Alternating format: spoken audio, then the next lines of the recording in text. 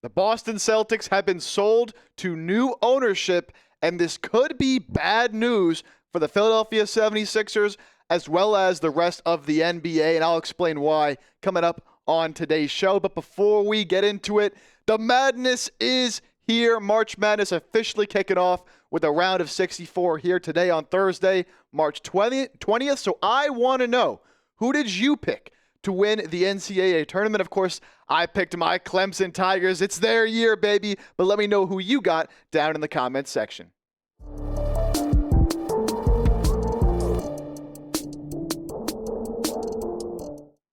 I am Jake Chipper. Thank you so much for tuning in to today's Philadelphia 76ers. Now, the Boston Celtics, as I mentioned off the top, reported this morning by Shams Charania, have been sold to a new owner. Shams with the tweet, Bill Chisholm, managing partner at Symphony Technology Group, has agreed to purchase the Boston Celtics from the Grusbeck family for a valuation of $6.1 billion. This is now the largest sale for a sports franchise in North America. So buying obviously the entire Boston Celtics puts their value at $6.1 billion, the largest individual sale. Now, they're not the largest value franchise in North American sports or in the NBA for that matter.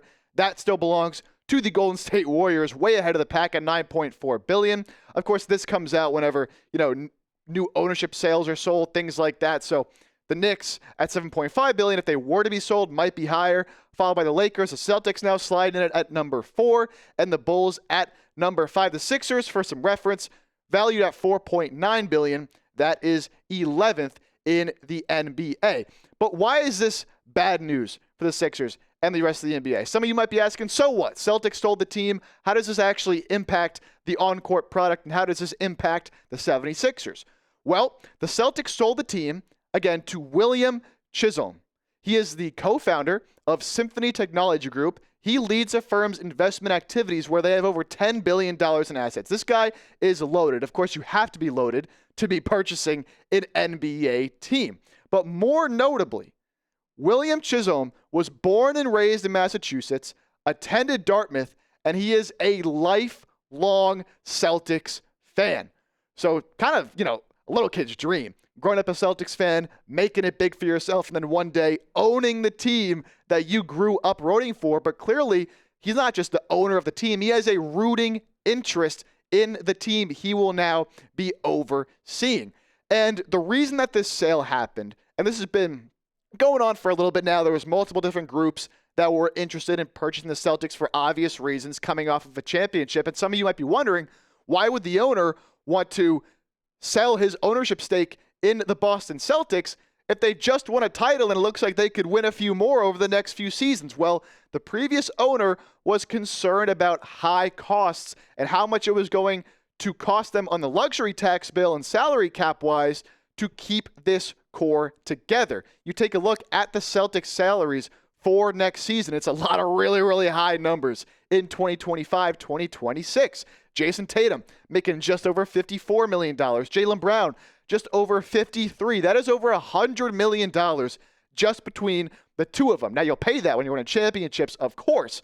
Then you got Drew Holiday making $32 million, Kristaps Porzingis at $30, Derek White at $28. That is 5 guys basically making $30 million or more heading into next season, and that is their core 5. But when you're paying this much in salary, you're going to be over the luxury tax, and that is why the previous owner was so concerned. The Celtics' estimated tax bill for next season, the amount they will be paying in the luxury tax as of right now, over $219 million.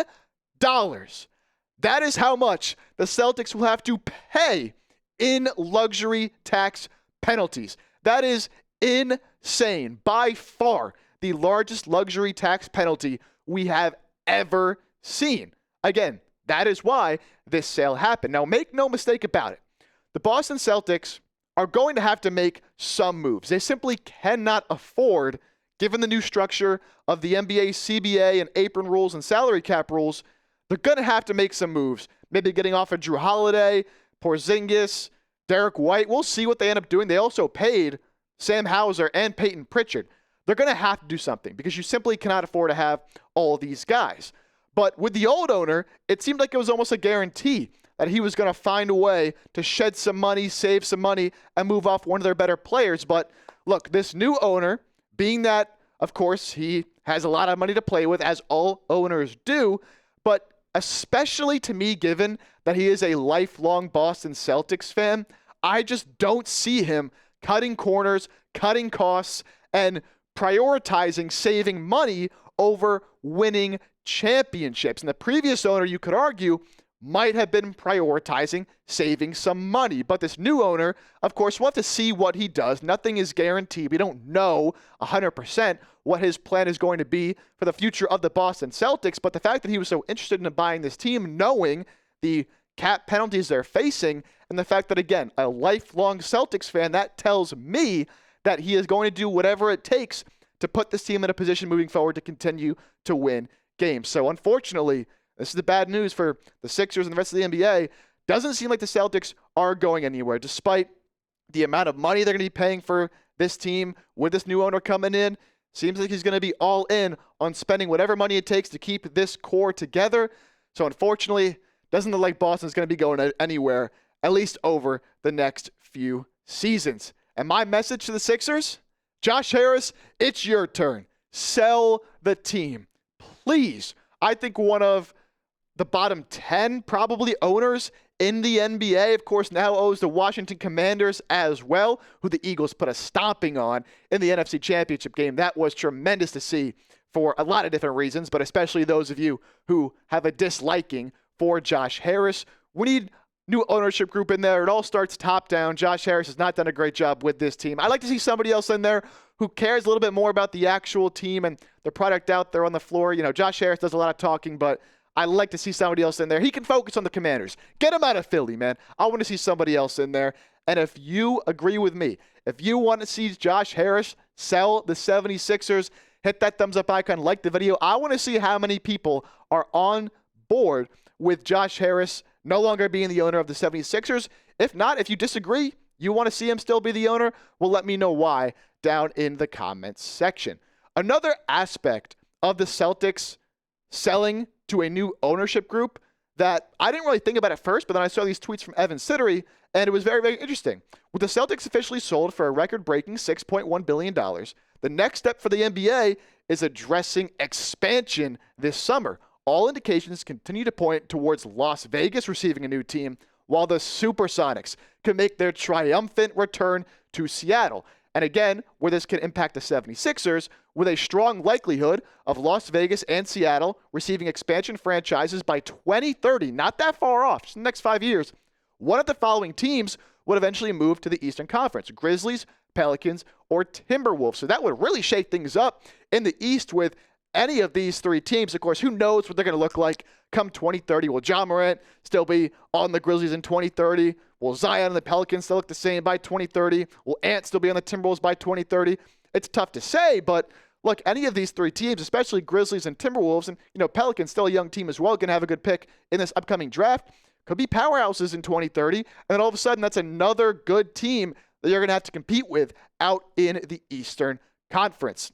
And when I first heard this, just the expansion in general in Seattle possibly getting their team back, man, it's time. It's been time for the Sonics to get a team back in Seattle for a while. I think about, the Sean Kemp, Gary Payton days. I think about the young Kevin Durant days, the Ray Allen days. Just their jerseys, they're iconic. I hope if they do come back, they don't mess with the jerseys too much. I'm sure they'll put a little modern spin on it, but everything about them, Seattle deserves a team. So I'm glad now this summer they're going to start having those conversations. It seems like it's been something that's been in the works for a while now. Now the Celtics have been sold with their ownership. Apparently that was another stepping stone towards getting ideas of valuations for teams. And now this could be coming as soon as this summer. We can get an announcement on a potential eventual expansion.